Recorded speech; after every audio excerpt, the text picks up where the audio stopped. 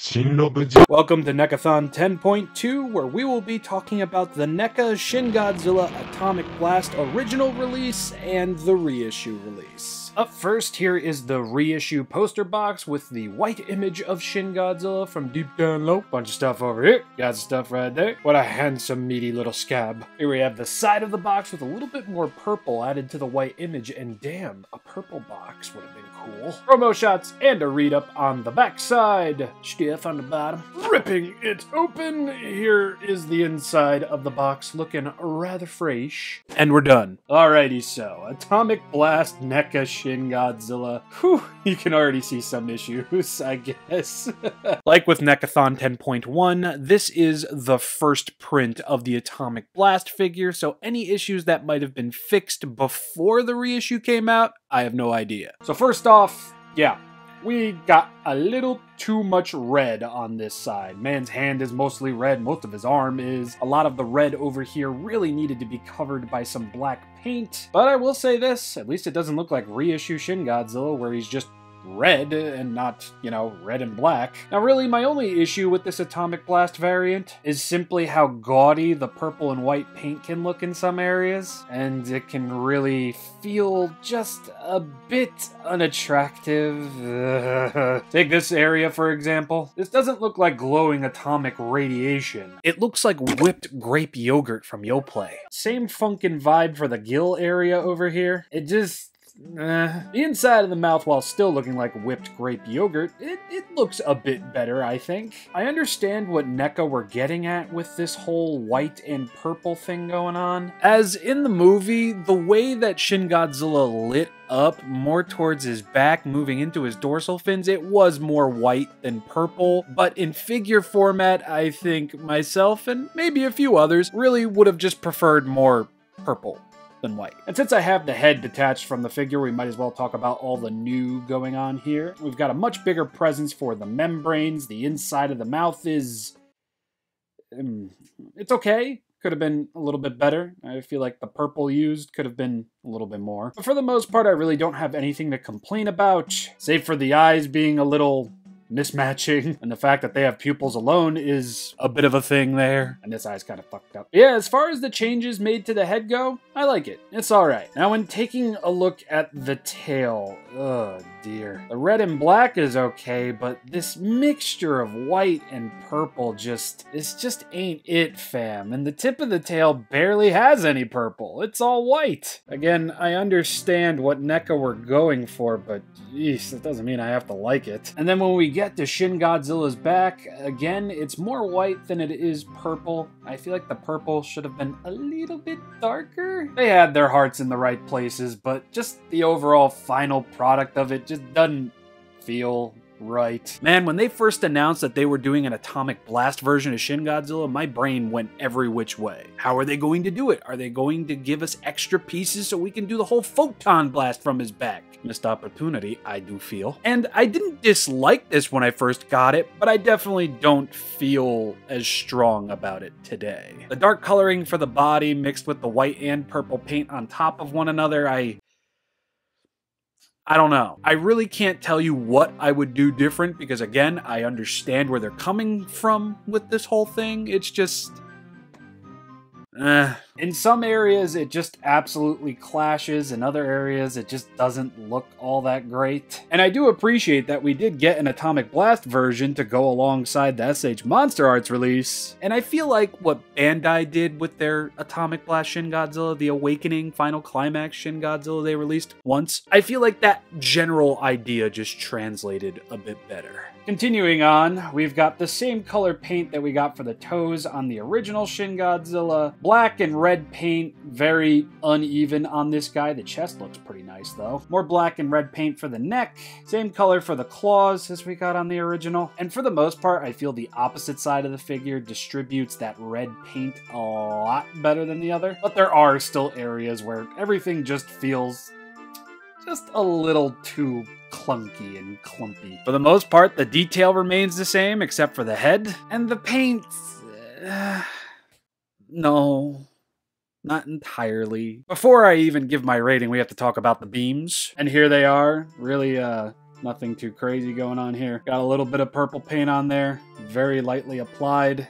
Clear tips over here. And for a while I thought these were bendy wire, and maybe they are, but I just really don't want to even try with this. As far as the original release went, I always put this one in the mouth and this one in the tail because this is a bit longer than this one was. Pretty simple, as you can see. Same as the mouth for the tail, and there we go. That's the completed Atomic Blast Shin Godzilla look, and meh. Don't get me wrong, I'm happy we got the beams. This guy absolutely needed beams for at least his mouth. I wasn't expecting the tail. It's just the overall final product of this figure. It's just kinda mid. The details are gonna get a solid star, but the paint job, I think I might need to divide this up. The base color is okay, very uneven, half a star. The Atomic Blast editions, half a star. And the paint job on these, I'm gonna give half a star as well. And despite being a huge Shin Godzilla fan, I never bought the reissue. I have to thank Alex once more for donating the reissue to me, and I really do doubt it's going to do much different. And for the most part,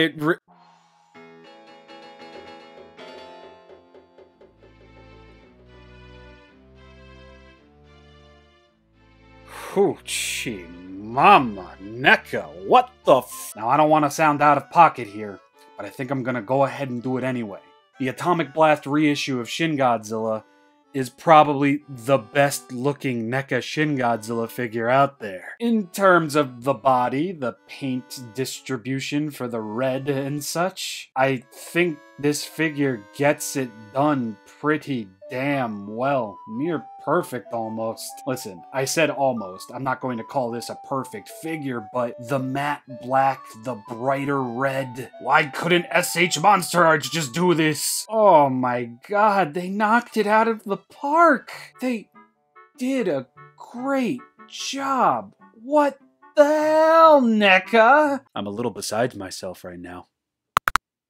Thank you, Alex. Unfortunately, it's completely undone by some more mid-Atomic Blast paint apps. While vastly toned down in comparison to the original, but also improved upon, the overall funkin' vibe still remains the same for me. It doesn't really look all that great. Not on the back of the neck, not on the back, and definitely not on the tail. Yeah, we still got the chunky white and purple going on here, and I do have to give NECA some credit. They did add more purple to the tip of the tail, but again, it really doesn't do much for me, so maybe something entirely different should have been done, because yeah, this purple paint on white vinyl, whatever material this is, it just ain't working, fam. Maybe they should have just molded the dorsal fins and the fins on the tails in all purple? Or maybe NECA should have just stylistically gone for an all-purple Shin Godzilla with black paint apps on him. I really don't know how I would have fixed this because everything that I keep presenting in my think noodle over here, it just doesn't feel like it would do it much justice. But before I give my rating, let's check out a couple other areas. The inside of the mouth on the reissue version, I feel really utilized those deeper purples with a little bit of white at the center. This feels a lot more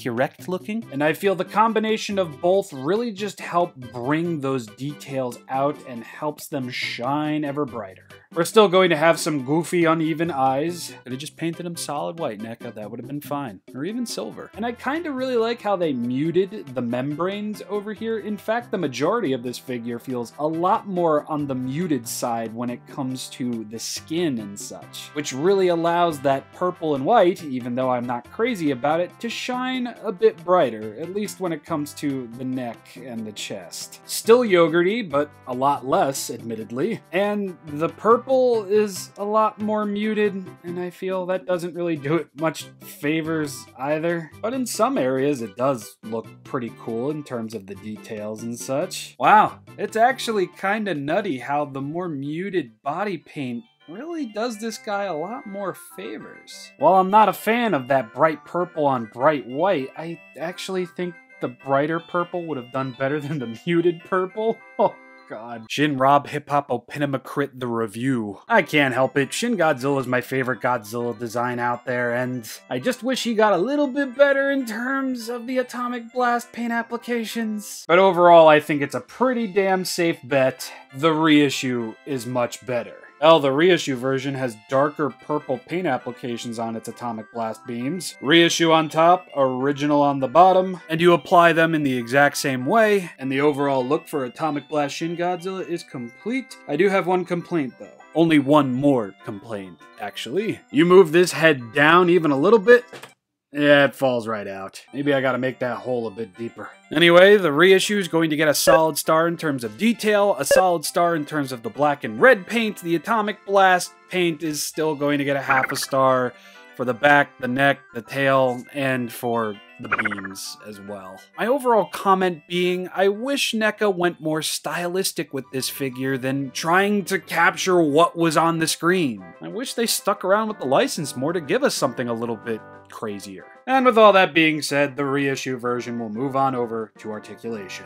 Ball joint at the head can look down that far, up that far, side to side, all the way around. Same with the base of the neck over here, can look down about that far and look back up just like that. Really nice. You will be able to rock back and forth very minimally at the torso over here. You can't really move too far forward at the torso. You can move a bit back, but that's pretty much it. That's something I wish they actually kind of fixed, since, you know, this guy kind of gets deep down low when he charges up his Atomic Blast, and it becomes a noxious gas of flame and death. The arms can move pretty decently far out like so. You will get a swivel at the shoulder blade over here, in and out motion at the elbow over here, swivel at the elbow, swivel at the wrist, hinge at the wrist, ball joint at the tail, rather limited, another ball joint, bit freer, another ball joint, bit freer, another ball joint, somewhat freer, lovely ball joint at the bendy wire, a bendy wire that for the most part